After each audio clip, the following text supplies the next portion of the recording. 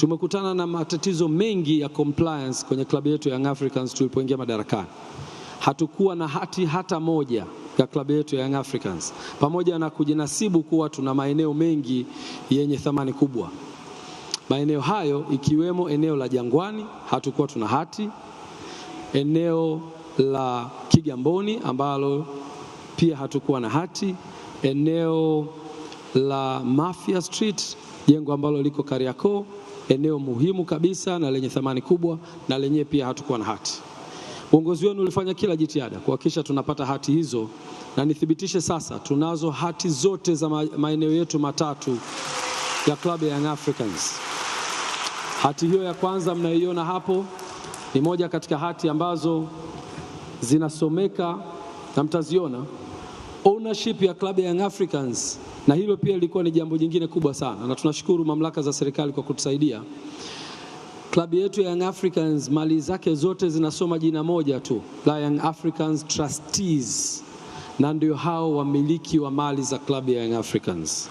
Tumeweza kufika hapo na ni mafanikio makubwa sana ya kuratibu documentation za klabu yetu, na inaonekana huko nyuma zilikuwa kwenye mikono ya watu mbalimbali.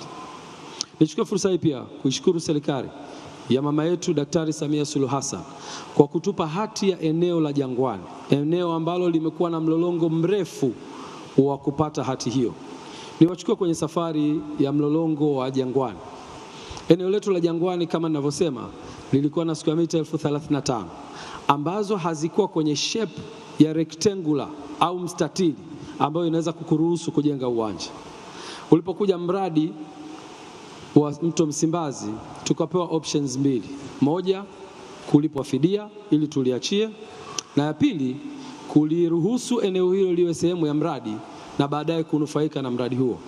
Uongozi wenu kupitia kamati ya utendaji uliidhinisha ya kwamba turuhusu ardhi hiyo ingie kwenye mradi ili tuweze kunufaika nayo na sio kuchukua pesa kama fidia. Ni maamuzi magumu na maamuzi ambayo kwa tamaa za kupata fedha za kuendeshea club tungeweza kuchukua fidia kama watu wote wa eneo lile walivyochukua. Lakini uongozi wenu ulisema hapana, turuhusu iwe sehemu ya mradi ili baadaye tunufaike na mradi huo. Baada ya kuruhusu, tukapita kwenye mlolongo mrefu wa procedure za mradi na baadaye kuliomba eneo lile, na bahati nzuri maombi haya yalienda kwa Mheshimiwa Rais, na kwa usikivu wake mkubwa akatupatia eneo la square mita 1037,500. Tumpigie makofi rais wetu wa Jamhuri ya Muungano wa Tanzania kwa upendo aliokuwa nao kwenye klabu yetu.